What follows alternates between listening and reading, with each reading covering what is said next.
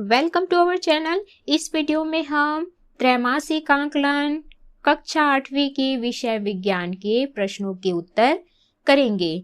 अगर आपने हमारे चैनल को अभी तक सब्सक्राइब नहीं किया है तो जल्दी से सब्सक्राइब कर लीजिए और इस वीडियो को लाइक कर अपने फ्रेंड्स को जरूर शेयर करें। तो चलिए शुरू करते हैं। सबसे पहले है वस्तुनिष्ठ प्रश्न। प्रश्न पहला, सूर्य के सबसे निकट का ग्रह है, तो इन चार ऑप्शंस में से सही है बुध। दूसरा है, आग बुझाने वाले कर्मचारियों के वस्त्र बने होते हैं, तो इसका उत्तर आएगा मेलामाइन प्लास्टिक से। प्रश्न तीसरा है, पृथ्वी के वायुमंडल के गर्म होने का कारण है, तो इन ऑप्शंस में से सही है ग्रीन हाउस प्रभाव। प्रश्न चौथा है, धातुओं का गुण नहीं है, तो इसका उत्तर है भंगुरता। प्रश्न पांचवा है, प्रकृति का सबसे कठोरतम पदार्थ है, तो इसका उत्तर है हीरा। प्रश्न छठवा है, कोशिका का ऊर्जा केंद्र है, तो इसका उत्तर है माइटोकॉन्ड्रिया। अगला है अति लघु उत्तरीय प्रश्न। प्रश्न सातवां, ध्रुव तारा हमें स्थिर प्रतीत क्यों होता है? इसका उत्तर है ध्रुव तारा हमें स्थिर प्रतीत इसलिए होता है क्योंकि ध्रुव तारा पृथ्वी के घूर्णन अक्ष पर स्थित है। प्रश्न आठवां है, संश्लेषित रेशे अधिक लोकप्रिय क्यों है? इसका उत्तर है संश्लेषित रेशे अधिक टिकाऊ तथा पहुंच के भीतर होने के कारण अधिक लोकप्रिय है। प्रश्न नौवां है, वायु कौन कौन सी गैसों का मिश्रण है? इसका उत्तर है वायु नाइट्रोजन, ऑक्सीजन, ऑर्गन, जल वाष्प, कार्बन डाइऑक्साइड तथा धूल के कणों का मिश्रण है। अगला है प्रश्न 10वां, विद्युत प्लग थर्मोसेटिंग प्लास्टिक से क्यों बनाए जाते हैं? इसका उत्तर है थर्मोसेटिंग प्लास्टिक ऊष्मा और विद्युत का कुचालक होता है, इसलिए विद्युत प्लग थर्मोसेटिंग प्लास्टिक से बनाए जाते हैं। अगला है प्रश्न 11वां, पटाखों तथा ईंधन को सार्वजनिक वाहनों में लेकर जाना क्यों प्रतिबंधित है? इसका उत्तर है पटाखों तथा ईंधन को सार्वजनिक वाहनों में लेकर जाना इसलिए प्रतिबंधित है क्योंकि यह दहनशील पदार्थ है। सार्वजनिक स्थानों पर थोड़ी सी असावधानी से बहुत बड़ी दुर्घटना हो सकती है, जिसमें जन धन की हानि हो सकती है, अतः प्रतिबंधित है। अगला है लघु उत्तरी प्रश्न। प्रश्न 12वां, हीरे के कोई दो उपयोग लिखिए। इसका उत्तर है हीरे के उपयोग निम्न है।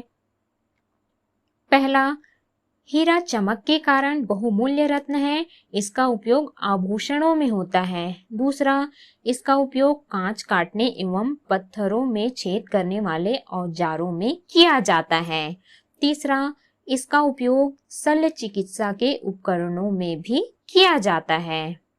अगला है प्रश्न, कोशिका को जीवन की कार्यात्मक इकाई क्यों कहते हैं? इसका उत्तर है हमारा शरीर भी छोटी छोटी इकाइयों से मिलकर बना होता है, इन इकाइयों को कोशिका कहते हैं। कोशिकाएं रूप व आकार में भिन्न भिन्न होती हैं।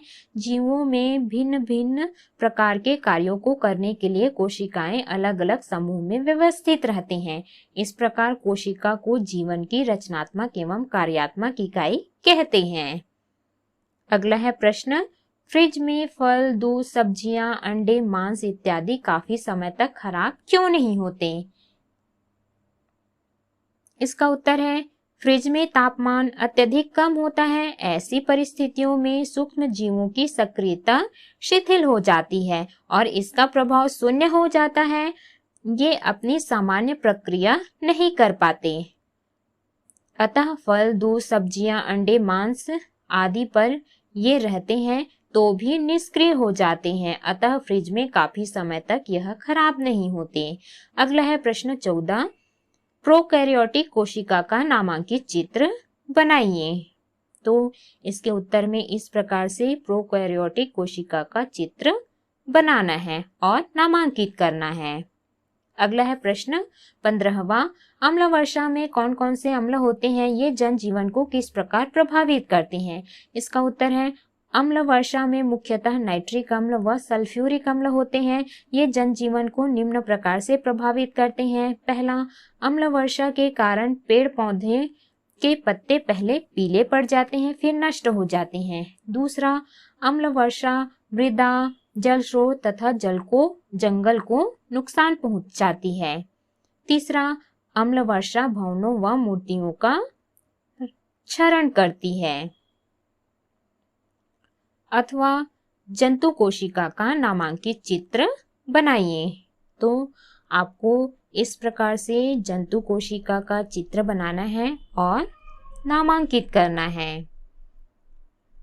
अगला प्रश्न है, पादप कोशिका का नामांकित चित्र बनाइए। तो इसके उत्तर में आपको इस प्रकार से पादप कोशिका का चित्र बनाना है और नामांकित करना है। अथवा आपके अनुसार प्लास्टिक का उपयोग बहुतायत में क्यों नहीं करना चाहिए? इसका उत्तर है, प्लास्टिक प्राकृतिक प्रक्रियाओं द्वारा सरलता से अपघटित नहीं होता है। यह जैव अनिम्नीकरणीय पदार्थ है। प्लास्टिक को अपघटित होने में कई वर्ष लग जाते हैं, इसलिए यह पर्यावरण प्रदूषण का प्रमुख कारण बन गया है। यदि प्लास्टिक को अपघटित करने के लिए जलाया जाता है, तब यह भारी मात्रा में विषैले धुएं को उत्सर्जित कर पर्यावरण को प्रदूषित करता है। अगला है प्रश्न 17वां, संश्लेषित रेशों का औद्योगिक निर्माण वनों के संरक्षण में सहायक है, समझाइए। इसका उत्तर है, संश्लेषित रेशों का औद्योगिक निर्माण के फलस्वरूप हमें अनेक प्रकार की वस्तुएं प्राप्त होती है। संश्लेषित वस्तुओं रेशों को बनाने में किसी प्राकृतिक कच्चे माल, पौधे और जंतुओं से प्राप्त का उपयोग नहीं किया गया है। अतः संश्लेषित रेशों के औद्योगिक निर्माण में पौधों की आवश्यकता नहीं होने से वनों की अंधाधुंध कटाई करने की आवश्यकता नहीं होती। अतः यह कहा जा सकता है कि संश्लेषित रेशों का औद्योगिक निर्माण वनों के संरक्षण में सहायक है। अथवा प्रश्न है, रासायनिक अभिक्रिया के लक्षण लिखिए। इसका उत्तर है, रासायनिक अभिक्रिया के लक्षण निम्न हैं। पहला, रासायनिक अभिक्रिया में नए पदार्थ बनते हैं। दूसरा, कुछ रासायनिक अभिक्रियाओं में गैस उत्पन्न होती है। तीसरा, कुछ रासायनिक अभिक्रियाओं में पदार्थ का रंग परिवर्तन भी होता है। चौथा, कुछ रासायनिक अभिक्रिया में ऊष्मा उत्पन्न होती है। पांचवा, कुछ रासायनिक अभिक्रिया में ऊष्मा का अवशोषण होता है। छठवां, कुछ रासायनिक अभिक्रिया में अभिकारकों की अवस्था में परिवर्तन होता है। तो इस प्रकार से हमने प्रश्नों के उत्तर किए।